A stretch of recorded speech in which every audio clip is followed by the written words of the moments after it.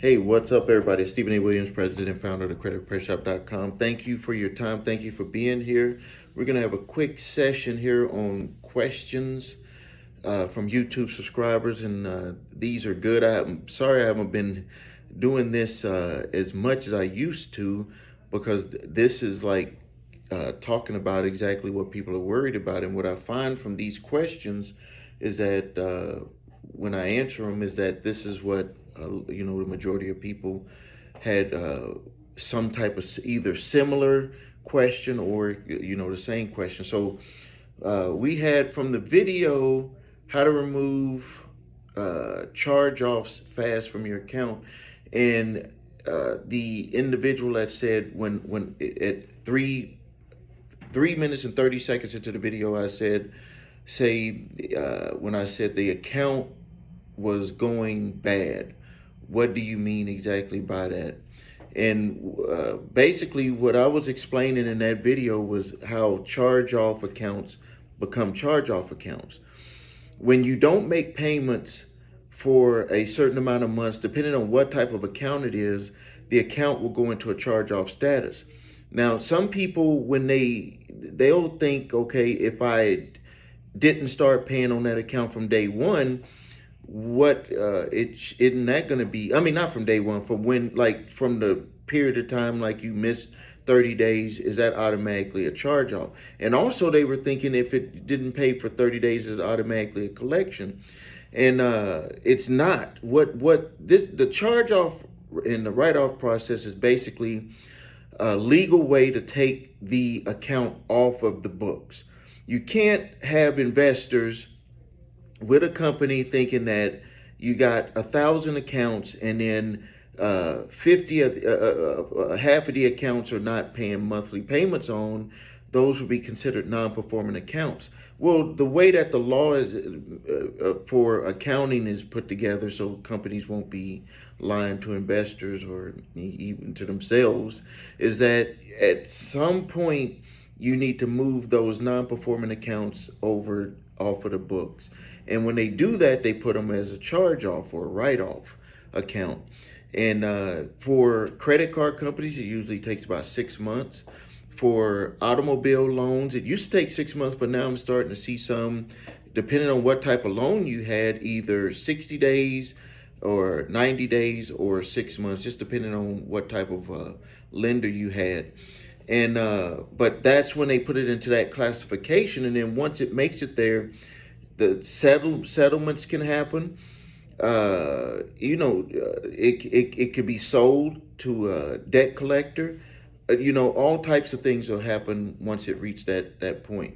Now, the next one was the difference between a charge-off and a collection. If we are talking about collections, but a specific topic is charge-off. So this subscriber wanted to know what's the difference between the charge-off and collection. I kind of went into it just a minute ago. When it's a charge-off is when they've taken it off the books. It's legally off of the performing payments or accounts and moved over to a section for non-performing accounts, which is a charge-off or a write-off. And then the collection is going to be when they either sell it to a debt collector or if they have some sort of mechanism in their own company to collect on collection accounts, which most finance companies in most states do not allow the original creditor to be a debt collector. That's just the rules. They will have to put it out there with an outside agency, and once that outside agency, either a debt collection company or a law firm, they would become the collector, and then that's what would put that into a collection status. And they can, if you don't respond to them when they send you that 30-day letter, then you will end up having that information placed on your credit. Trust me, you don't want to not respond when debt collectors are sending you those letters or making those calls. Now, when you this is the rules. I want to go through this because I think it's going to be very important. When a debt collector takes over an account, they cannot call you first. They have to send you that letter. They may, and then they can call you. They have to give you 30 days to respond to that letter to dispute any, all, or a portion, whatever, or that it's even really your account at all. They have to give you that opportunity. It takes 30 days. If you ask for a validation of that account or verification of that account, they must respond to you within 5 days. That is the rule. That is the rule for debt collectors in the fair, according to the Fair Debt Collection Practices Act. They have 5 days to respond. So if you do this the right way, you get the 30-day letter, you respond to them with a verification, validation, but you got to be specific. You can't just say it's not my account. Specifically, what is your reasoning? You can ask for the contract, you can ask for all of the information pertaining to proving that you have to pay them for the debt and what the original creditor had sent over to them, including your privacy information. Remember my 3-pack of letters that I give you at the end of this video. You'll be able to, have exactly what you need to respond to them. So if it makes it to a collection status, and if it's with a debt collection company, then they have to follow that process. If it's not with a debt collection company, it's just a collection department with the original creditor, they don't have to answer exactly to the letter of the law for the Fair Debt Collection Practices Act, but they do have to follow and be reasonable and contact you to see how you want to resolve that debt. Okay, and then I'm going to give you some letters, give you opportunity to get some letters, a free group or paid group of my updated letters on responding to debt collectors. Okay, here's someone that stated that about the statute of limitation. They were like, that I shouldn't talk about the statute of limitations for debt collectors because most of the time they're going to sue you within 2 years. That's actually not true. Debt collector is going to sue you within the statute of limitations for collecting debt in your state. We have people who are getting sued and they only needed 1 year left on a 6-year statute of limitation. Other people getting sued within 2 years, like you just stated. Other people get sued within 1 year. There's no rhyme or reason on why a debt collector will take action on certain accounts. I can tell you what I believe from dealing with thousands of clients, the reasons why they go after, decide to go the legal route, taking people to court, is they'll do a tracing of the accounts that individual, or tracing of the credit reports of that individual to see what it says for their job, potential income status, payments that they're making on their car, if they own a home. All types of stuff can be pulled down from the data that TransUnion, Equifax, and Experian gives to debt collectors. It's called tracing. They'll get all that information and they can make a determination if they believe that if they sued that individual, that they would have a high probability of getting either, if they won, high probability of getting paid either by seizing money from that directly from their bank account or from a garnishment if you live in a state that allows garnishment. So it does happen. Now, I can tell you that it was very bad some years ago, and it's starting to kind of get a little bit under control. The states have enacted laws that, number one, make debt collectors tell individuals that they've purchased debt from that they do not have any legal they don't have to legally pay that debt. Like there's no if for the debt that they purchase, that that consumer does not legally have to pay the debt. They'll try to fool them and say you have a moral obligation. And also they have to say that the debt is time barred. So listen to that. They won't say that it's past statute of limitations, because that'll perk your ears up and you'll be like, well, what is statute of limitation? That sounds like something that, I don't have to pay. So they'll use the word time barred. They'll call you and they'll say, hey, Mr. Williams, we had this debt that from this cell phone company and it's time barred, but you owe $500. And you're like, time bar, what is that? That means I got to pay it now. Some people don't look up the definition of time bar. That means that there's a period of time. It's just the same as statute of limitations.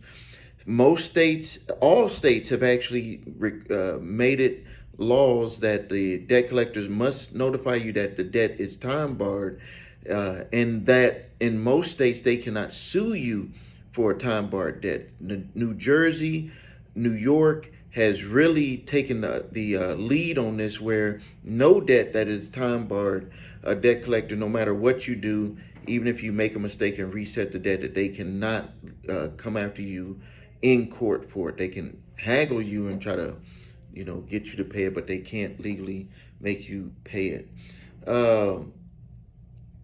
Another one here.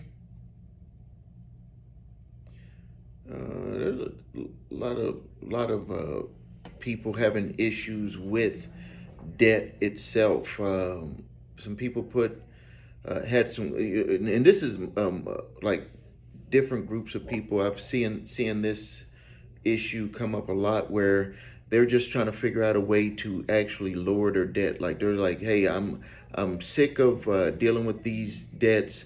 I know I got to do something about it, and they're trying to find a solution. What I always tell people to do, and this is what I had to do for myself: if you have debt, overwhelming debt, number one, you're going to have to put together a plan of action.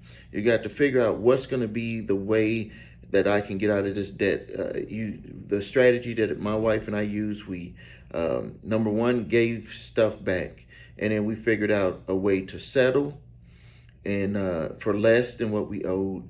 And then if they would not settle, we figured out a payment plan that we would fit into with them. But we told them if we didn't have the money at that time, this we're talking about in 1994, that what we would do is we would just put them on the list that, hey, we're going to get to you. We're working with this smaller group of debts right now, and then we're going to work and get to your debt. And you'll find that, especially with debt collectors that you might have where they're coming after you, and that's what we had. We had credit card debt back at that time, is that they would end up waiting. Now it's kind of different, a lot. They might try to sue you. They might try to say, hey, we don't want to wait. But I can tell you from experience with dealing with clients, even if you have a garnishment where they did take you to court, they have to get in line. At least in my state of Wisconsin, if you have one garnishment enacted, they cannot come after you for another one. They have to actually wait for that one to finish out. So in essence, you can prepare them and say, hey, while you're paying off that other one that's in garnishment status, if you're able to save a little bit of money, what you can do is make that other one or those other debtors,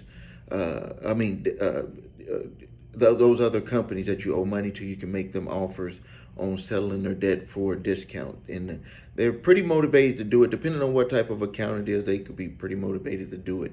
And again, you should always, no matter what, if you're dealing with the original creditor, that would be the strategy that I would use. And we were at that time dealing with, I believe every one of them was original creditors, even the credit card companies. When you're dealing with a credit card company, also I want to make this known to you.